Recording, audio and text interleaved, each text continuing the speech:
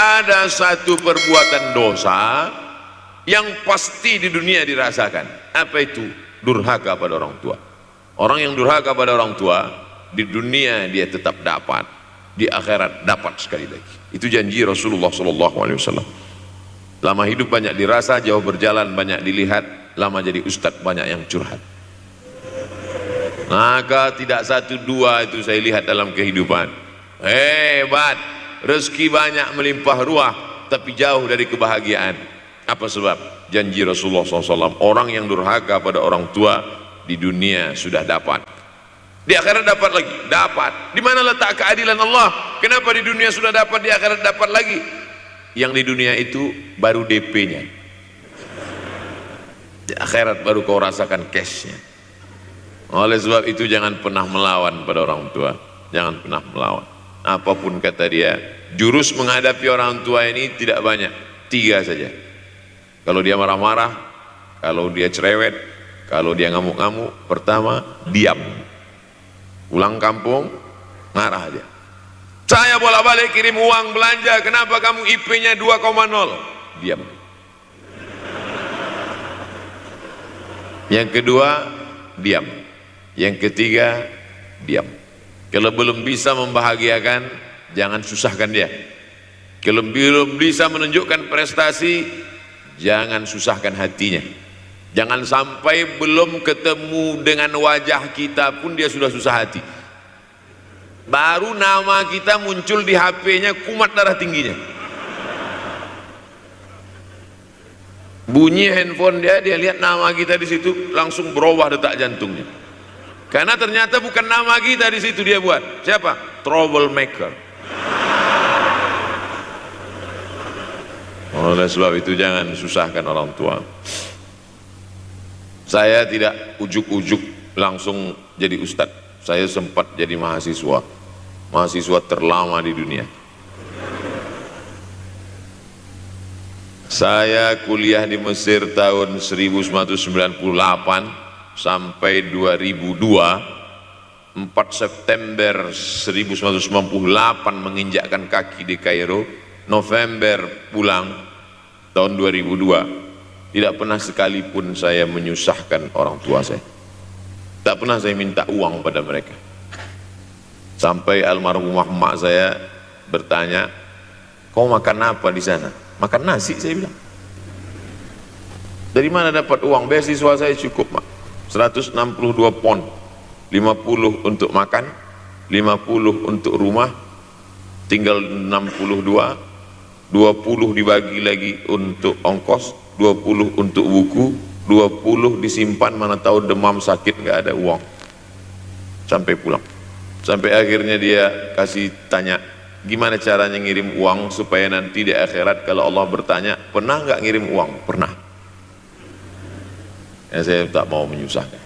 Saya menganggap kalau nanti saya minta hatinya susah, kalau nanti saya banyak minta saya tak bisa balas, maka saya bukan berarti mengajak adik-adik tidak minta uang. Saya paham tak semuanya dapat beasiswa, artinya minta. Cuman kalau minta ya pulang nanti sampaikan ke orang tua, saya sudah dengar ceramah Ustaz Somad maka saya tidak minta lagi, mah tidak.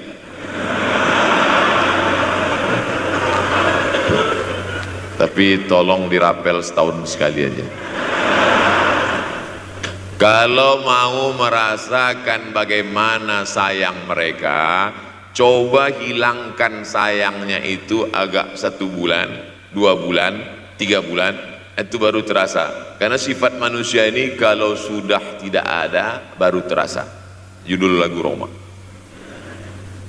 Kalau dia masih ada di depan mata kita, masih dekat dengan kita, kita merasa dia biasa-biasa saja.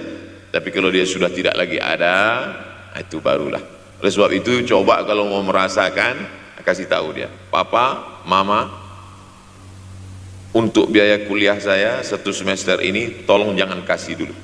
Saya mau jual koran dulu, saya mau kerja di Dorsmir dulu, saya mau kerja loper dulu, saya mau susah-susah dulu. Ketika saat kita tahu susahnya itu, tetes 10 keringat air mata, di situlah baru kita tahu, oh ternyata perjuangan mereka ini luar biasa. Saya tidak bicara ceramah saja, tapi dalam kehidupan saya pribadi dulu saya laksanakan, saya pernah buat, saya pernah kerjakan. Tapi tidak saya rencanakan itu, saya harus begini, tidak. Memang bagian dari takdir hidup. Mungkin tidak minta uang itu karena jauh ke Mesir. Kalau seandainya dekat, sering juga minta. Nah, memang dikondisikan saya untuk terbang jauh ke Mesir, lalu kemudian setelah jauh itu tidak meminta, tapi kemudian setelah pulang berjumpa sempat bersama orang tua. Bulan Maret 2019 kemarin baru meninggal dunia ketika saya sedang ceramah di Madura, Pulau Madura, diundang oleh sahabat saya, kakak kelas di Mesir dulu, Dr. Fauzi Tijani. Dan pagi itu rencananya mau ziarah ke makam Kiai Khalil di Pulau Madura. Begitu mau ziarah langsung dapat SMS segera pulang karena orang tua meninggal dunia. Akhirnya saya langsung ke airport Surabaya dan langsung pulang. Sebelum malam sudah tiba pemakaman. Artinya apa? Penyesalan panjang, kenapa tidak mencium tangan orang tua, kenapa tidak? Karena saya pikir masih lama ya. Ini satu kekeliruan. Di mana-mana selalu saya sampaikan, jangan pernah berpikir usianya masih lama walaupun dia sehat. Karena sehat walafiat, tidak ada kurang satu apapun. Masih lama. Ternyata apa yang terjadi? Berangkat hari Sabtu, hari Ahad tausiah, hari Senin pagi, tanpa sebab, tanpa penyakit. Oleh sebab itu kalau masih hidup orang tuamu di rumah, pulang. Tapi jangan ini jadikan alasan. Besok nggak masuk kelas, gimana? Pulang semua.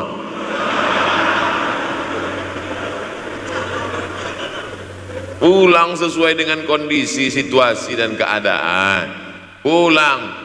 Kalau masih bisa membahagiakan dia apa makanan kesukaannya, belikan. Suka makan apa dia? Belikan. Itu yang dia inginkan. Andai kita gendong dia dari Yogyakarta berangkat ke kota Makkah, sampai di Makkah tawaf 7 putaran, dari Sofa ke Marwah, pulang lagi ke Jogja, belum tentu dapat membayar sekali teriakan dia saat mengeluarkan kita ke alam dunia. Jadi banyak orang terlalu membanggakan. Saya sudah banggakan dia Pak Ustaz, saya sudah bayarkan ONH-nya. Berapa? Baru DP-nya. Sudah merasa berbakti kepada orang tua? Belum. Makanya digunakan kata birrul walidain. Kenapa Allah tidak menggunakan kata husnul walidain? Hasan baik, jayyid baik, thayyib baik, khair baik, tapi yang dipakai birrul walidain. Hanya satu-satunya kata untuk orang tua dipakai birrul walidain, karena kata birru adalah sifat Allah Subhanahu wa taala. Makanya di antara Asmaul Husna ada Al-Barrut Tawwab. Allah yang punya sifat itu. Maka kita diharapkan berakhlak seperti akhlak Allah Subhanahu wa taala. Addabani Rabbi fa ahsana ta'dibi. Allah mendidik aku menjadi beradab sehingga adabku penuh. Allah Subhanahu wa taala tidak ada puji Nabi Muhammad SAW. Hai Muhammad yang sholat tahajudnya sampai kakinya bengkak. Hai Muhammad yang hajinya tidak ada. Apa kata pujian Allah untuk Nabi Muhammad SAW? Wa innaka la'ala khuluqin azim. Akhlak agung dan mulia. Oleh sebab itu tak ada gunanya prestasi S1, S2, S3, postdoktoral, profesor kalau tidak berbakti kepada orang tua. Makanya orang tua itu levelnya langsung setelah Allah. Wa qadha rabbuka alla ta'budu illa iyyah. Langsung wa bil walidaini ihsana. Ihsan. Lihat lagi penggunaan kata ihsan dalam hadis Nabi. Jibril alaihissalam datang, rambutnya tidak berdebu, bajunya sangat putih bersih, tapi tidak ada orang yang kenal. Diriwayatkan oleh Sayyidina Umar ibn al-Khattab radhiyallahu anhu, aku melihat ada seorang laki-laki rambutnya sangat hitam dan bajunya sangat putih tapi kami tidak ada yang kenal. Ini 3 indikasi ini menunjukkan kebingungan. Kalau ada orang rambutnya sangat hitam dan kita kenal, berarti dia memang orang situ, memang tinggalnya di situ. Tapi dia kalau orang perantau, rambutnya pasti berdebu karena tinggal di gurun pasir. Sekarang kan banyak tuh anak-anak muda yang rambutnya berdebu. Itu berarti orang jauh, bukan orang Jogja. Bajunya sangat putih tapi kami tidak kenal. Kalau bajunya agak-agak kotor, berarti dia musafir, pantas kalau kita tidak kenal. Tapi bajunya sangat putih, berarti dia memang orang situ, tapi kami tidak kenal. Kata Umar bin Khattab, rambutnya sangat hitam, bajunya sangat putih, tapi kami tidak kenal. Dan dia duduk berhadapan-hadapan dengan Nabi, lututnya dekat dengan lutut Nabi, tapi kami tidak kenal. Dia bertanya tentang iman, dia bertanya tentang Islam, dia bertanya tentang ihsan. Setelah selesai baru Nabi bertanya, Umar, ya, kamu tahu siapa tadi yang datang bertanya tentang iman, Islam dan ihsan itu? Tidak, Jibril yu'allimukum dinakum. Tadi yang datang itu adalah Jibril alaihissalam. Orang selevel Umar bin Khattab tidak kenal Jibril. Ada orang Indonesia baru ketemu Jibril.